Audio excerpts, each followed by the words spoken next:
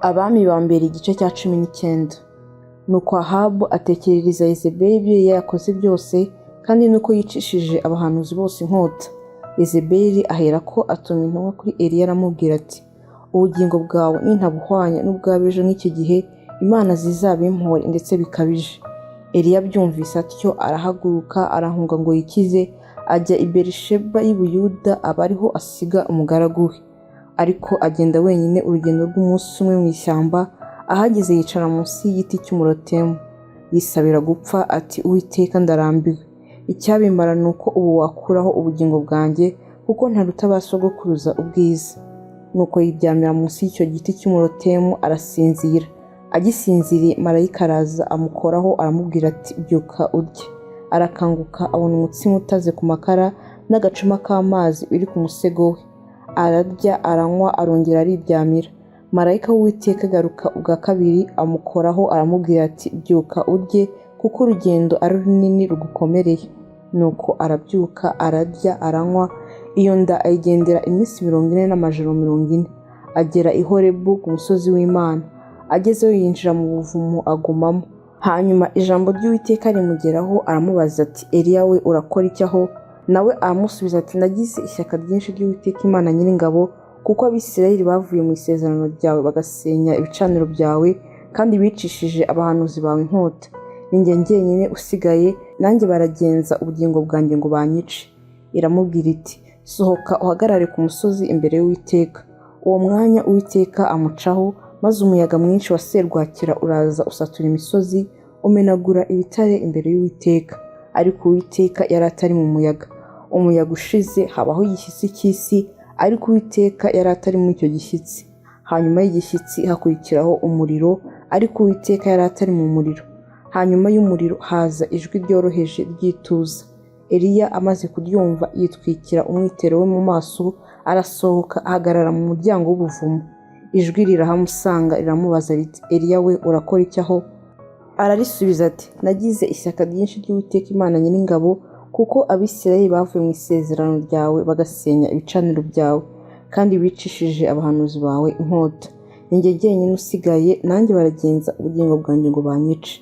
Uwiteka aramusubiza ati, genda usubize inzira yose y'ubutayu ujye i Damasiko, nugerayo uzimikishe Hazayeli amavuta abe umwami w'i Siriya, na Yehu mwene Nimushi nawe uzamwimikisha amavuta abe umwami w'Abisirayeli, kandi na Elisa mwene Shafati wo muri Abeli Mehola uzamusukeho amavuta abe umuhanuzi mu cyimbo cyawe. Nuko uzaba yarokotse inkota ya Hazayeli, Yehu azamwica. Uzarokoka iya Yehu, Elisa azamwica. Ariko rero nzaba nsigaranye abantu 7,000 muri Isirayeli batapfukamiye Bali ntibamusome. Nuko avayo aragenda asanga Elisa mwene Shafati ahingisha inka zizirikanijwe 2 mu 12 ahagaze ku murongo uheruka. Eliya akebereza aho aramusanga, amunagira umwitero we. Maze Elisa asiga inka aho arirukanka. Akurikira Eliya aramubwira ati, ndakwinginze reka mbanze njye guhoberana na data na mama mbone kugukurikira. Nawe aramubwira ati, subirayo hari icyo ngutwaye. Nuko arorera kumukurikira asubirayo, yenda inka 2 arazica, atekesha inyama ibiti by'imitambiko yazo, agaburira abantu bararya. Aherako arahaguruka akurikira Eliya akajya amukorera.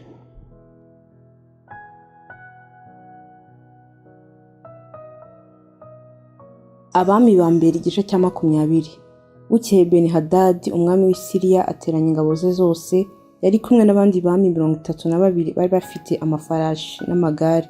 Nuko atera i Samariya arahagota araharwanya. Beni-Hadadi uwo atuma intumwa kuri Ahabu umwami w'Abisirayeli aho yari ari mu murwa. Ziramubwira ziti, Beni-Hadadi yadutumye ngo ifeza zawe n'izahabu zawe n'ibye, ndetse n'abagore bawe n'abana bawe baruta abandi ubwiza ngo nabo nabi. Umwami w'Abisirayeli aramusubiza ati, bibe uko uvuze mwami nyagasani, ndi uwawe n'ibyo mfite byose. Bukeye intumwa ziragaruka ziravuga ziti, Beni-Hadadi avuze ngo yagutumyeho intumwa agira ngo umuhe ifeza n'izahabu n'abagore bawe n'abana bawe, ngo ejo nk'iki gihe azohereza abagaragu b'iwawe basake mu nzu yawe no mu mazu y'abagaragu bawe, icyo bazahabona kikunezeza cyose bazakende bakizane. Nuko umwami w'Abisirayeli atumira abatware bo mu gihugu cye bose arababwira ati, namwe nimwumve murebe uko uwo mugabo adushakaho urwenzo. dore yarantumyeho ngo muhe abagore banjye n'abana banjye n'ifeza n'izahabu byanjye simbimwima. Nuko abatware n'abantu bose baramubwira bati ntumwumvire wange. Aherako abwira intumwa za Benihadadi ati nimugende mumbwirire umwami databuja muti ibyo wabanje gutuma ku mugaragu wawe nzabikora byose, ariko ibyo untumyeho hanyuma ibyo byose simbyemeye. Nuko intumwa ziragenda zimubwira ibyo Ahabu amushubije. Benihadadi arongera amutumaho aramubwira ati ingabo zanjye zinkurikiye nizibona i Samariya umukungugu uzikwira, umuntu wese akabona uwuzura urushyi, Imana zizabimpore ndetse bikabije. Umwami w'Abisirayeli aramusubiza ati mumubwire muti ucyambara umwambaro w'intambara ngo atabare, ye kwirata nk'uwikuramo atabarutse. Ubwo Benihadadi yari mu ihema hamwe n'abo bami banywa, yumvise ubwo butumwa abwira abagaragu be ati nimwigere. Nuko barigera batera umurwa. Uwo mwanya haza umuhanuzi asanga Ahabu umwami w'Abisirayeli, aramubwira ati Uwiteka aravuze ngo ntureba ziriya ngabo zose uburyo ari nyinshi, uyu munsi ndazikugabiza umenye ko ndi Uwiteka. Ahabu aramubaza ati ninde uzazidukiza? Nawe aramusubiza ati Uwiteka avuze yuko ari abagaragu b'abatware b'intebe. Arongera aramubaza ati ubanza gutera ninde? Umuhanuzi ati ni wowe. Nuko ateranya abagaragu b'abatware b'intebe baba 232, hanyuma yabo ateranya abantu ba Isirayeli bose baba 7,000. Igihe cy'amanywa y'ihangu baratera. Ariko icyo gihe Benihadadi yari mu ihema yinywera yasinze, ari kumwe n'ababami bari bamuvunnye uko ari 32. Abagaragu b'abatware b'intebe nibo babanje gutera, maze Benihadadi yohereza abo kumurebera, baramubwira bati tubonye abantu baturuka i Samariya. Aravuga ati niba bazanywe n'amahoro mubafate mpiri, niba bazanywe no kurwana nabwo mubafate mpiri. Nuko abagaragu b'abatware b'intebe n'ingabo zibakurikiye bava mu murwa baratera, umuntu wese muri bo yica umubisha. Abasiriya barahunga, Abisirayeli barabirukana. Maze Benihadadi umwami w'Isiriya yinagurira ku ifarashi hamwe n'abagendera ku mafarashi bandi arabakira. Nuko umwami w'Abisirayeli nawe arasohoka atera abagendera ku mafarashi n'amagare, yica Abasiriya benshi cyane. Hanyuma umuhanuzi araza asanga umwami w'Abisirayeli aramubwira ati genda wikomeze witegure umenye ko uzabigenza, kuko mu mwaka utaha umwami w'Isiriya azongera kugutera. Hanyuma abagaragu b'umwami w'Isiriya baramubwira bati Imana yabo ni Imana ihimba mu misozi miremire, nicyo cyatumye baturusha amaboko. Ariko noneho tuzarwanire nabo mu bibaya, nukuri tuzahabarushiriza amaboko. Kandi genzo utya ukureho abo bami, umwami wese umukure mu mwanya we, mu cyimbo cyabo ukiriho abatware b'ingabo, maze ugabe ingabo zihwanye n'izo wapfushije, ushyireho amafarashi n'amagare bingana ibyo wapfushije. Nuko tuzarwanire nabo mu kibaya, ntituzabura kubarusha amaboko. Arabumvira abigenza atyo. Umwaka utashye Benihadadi ateranya Abasiriya, arazamuka ajya kuri Afeka kurwana n'Abisirayeli. Maze Abisirayeli baraterana, bakora amahamba barabatera, bagandika imbere yabo basa n'udukumbi tubiri tw'abana b'ihene, ariko Abasiriya bo bari buzuye igihugu. Nuko haza umuntu w'Imana asanga umwami w'Abisirayeli, aramubwira ati Uwiteka aravuze ngo ubwo Abasiriya bavuze bati Uwiteka ni Imana yo mu misozi miremire, si Imana yo mu bibaya, nicyo gituma ngiye kugugabiza izo ngabo nyinshi cyane, maze mumenye ko ndi Uwiteka. Nuko abo bahamara iminsi 7 bahaganditse bategeranye, ariko ku wa 7 bateza urugamba. Abisirayeli bica mu Basiriya abantu bigenza 1,000 mu munsi umwe, kandi abandi bahungira mu mudugudu wa Afeka, bagwirwa n'inkike z'amabuye zica abantu bari barokotse inzovu 2 n'ibihumbi 7. Benihadadi arahunga ajya mu mudugudu, yicumita mu mwinjiro w'inzu. Hanyuma abagaragu be baramubwira bati twumvise ko abami b'ubwoko bwa Isirayeli ari abami bafite imbabazi, none ubu turakwinginze ngo dukenyere ibigunira, dutamirize ingoyi dusange umwami w'Abisirayeli ahari yakiza ubugingo bwawe. Nuko bakenyera ibigunira, batamiriza ingoyi, basanga umwami w'Abisirayeli, baravuga bati umugaragu wawe Benihadadi aradutumye ngo aragusaba ngo umukize. Arababaza ati mbese aracyari muzima?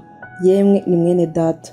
Abo bagabo baramwitegereza bihutira kumukubira kuri iryo jambo, baravuga bati Benihadadi ni mwene so koko. Arababwira ati nimugende umunzanire. Nuko Benihadadi arasohoka aza kumusanganira, ahageze Ahabu amwuriza igare rye. Maze Benihadadi aramubwira ati imidugudu data yanyaze so nzayigusubiza, kandi uziharurira inzira i Damasiko nk'uko data yaziharurizaga i Samariya. Ahabu aravuga ati nitumara gusezerana iri sezerano ndakurekura, nuko barasezerana aramurekura. Hariho umugabo wo mu bahungu b'abahanuzi wabwiye mugenzi we abibwirijwe n'ijambo ry'Uwiteka ati, ndakwinginze nkubita. Yanga kumukubita.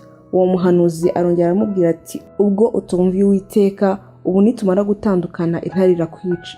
Nuko bamaze gutandukana ahura n'intare iramwica. Uwo muhanuzi asanga undi mugabo aramubwira ati, ndakwinginze nkubita. Wowe aramukubita aramukomeretsa. Nuko umuhanuzi aragenda ategera umwami mu nzira ariyoberanya, yitwikira igitambaro mu maso. Hanyuma umwami arahanyura, agiye kumucaho aramutakira ati, umugaragu wawe nari ku rugamba, mbona umuntu uvuye mu ntambara anzanira umuntu arambwira ati, rinda uyu muntu naramuka abuze nzamuguhorera ubugingo bwe, cyangwa uzarihe italanto y'ifeza. Ariko umugaragu wawe ndi mu miruho nkora hirya no hino, uwo mugabo arabura. Nuko umwami w'Abisirayeli aramubwira ati, uko niko urubanza rugutsinze nk'uko urwiciriye ubwawe. Uwo mwanya uwo mugabo yitwikurura igitambaro mu maso. Umwami w'Abisirayeli amenya ko ari umuhanuzi. Uwo muhanuzi aramubwira ati, Uwiteka aravuze ngo, kuko warekuye umugabo natanze ngo arimbuke, nicyo gituma uzahorerwa ubugingo bwe, kandi abantu bawe bazahorerwa abe. Nuko umwami w'Abisirayeli ajya iwe i Samariya afite agahinda n'uburakari.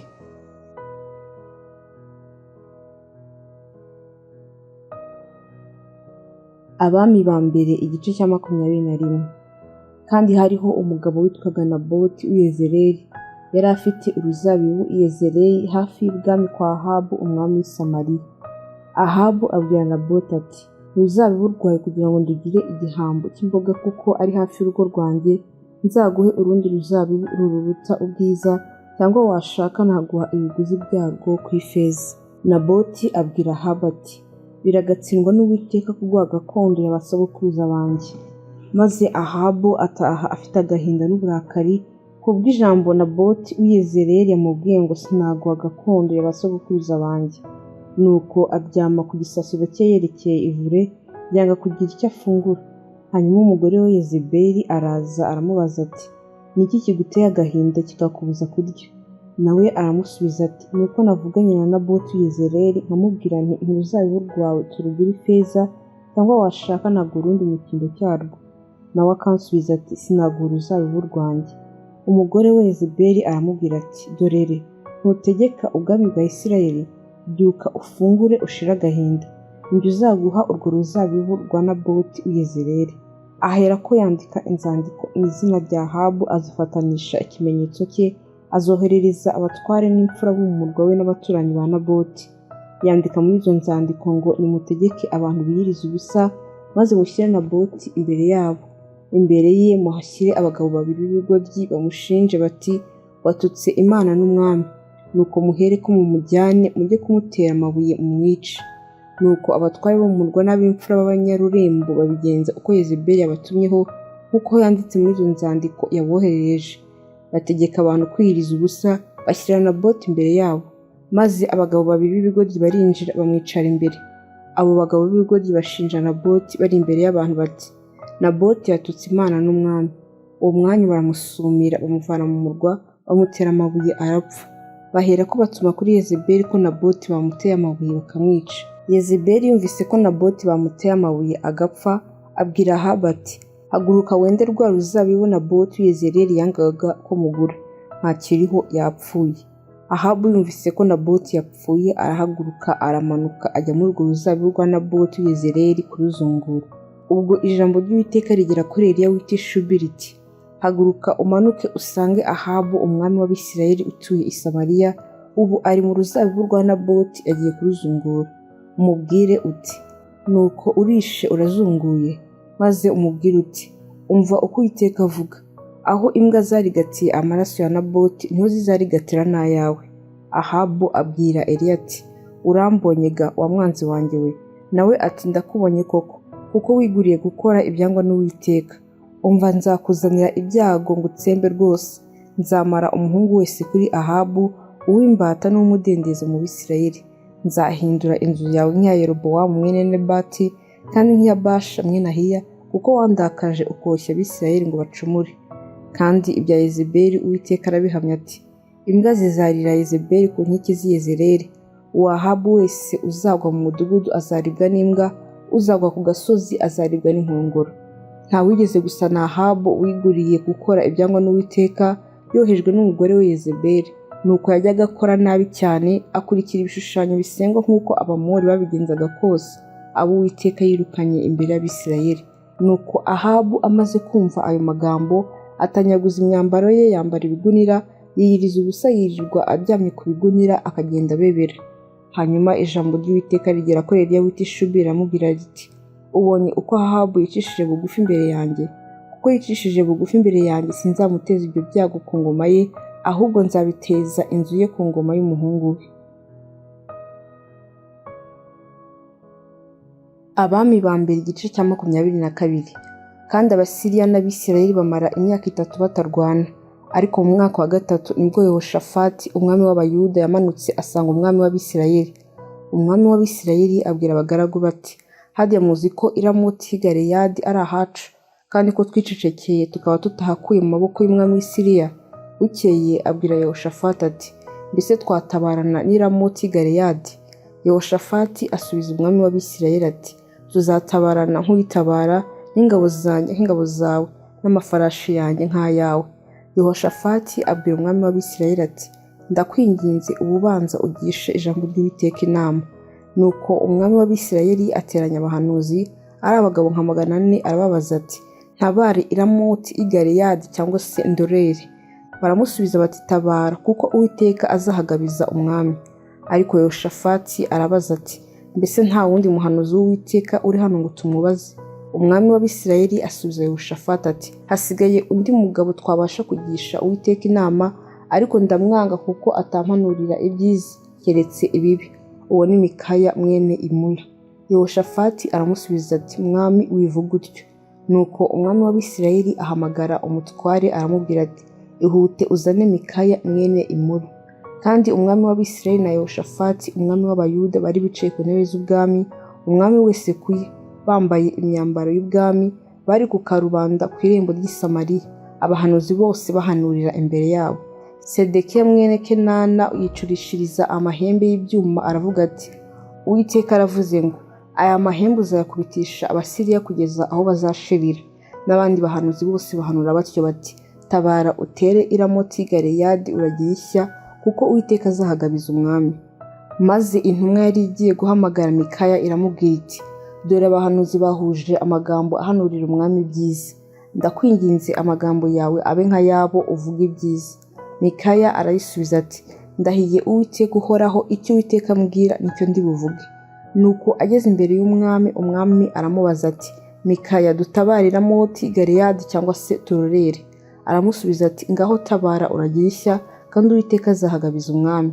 Umwami aramubwira ati, ndakurahiza ngire kangahe, kugira ngo utagira icyo umbwira kitari ukuri mu izina ry'Uwiteka? Aramusubiza ati, nabonye Abisirayeli bose batataniye ku misozi miremire nk'intama zidafite umwungeri.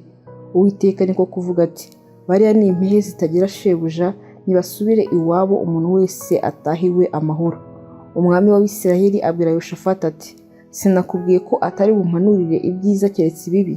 Mikaya aravuga ati, noneho umva ijambo ry'Uwiteka. Nabonye Uwiteka yicaye ku ntebe ye, ingabo zo mu ijuru zose zimuhagaze iburyo n'ibumoso. Uwiteka arabaza ati, ninde uzashukashuka Ahabu ngo atabare agwe i Ramoti Galeyadi? Umwe avuga ibye, undi ibye. Nyuma haza umwuka ahagarara imbere y'Uwiteka, aravuga ati, ni njye uzamushukashuka. Uwiteka aramubaza ati, uzamushukashuka ute? Nawe ati, nzagenda mpinduke umwuka w'ibinyoma mu kanwa k'abahanuzi be bose. Nawe aramusubiza ati, nuko uzamushukashuke kandi uzabishobore, genda ugire utyo.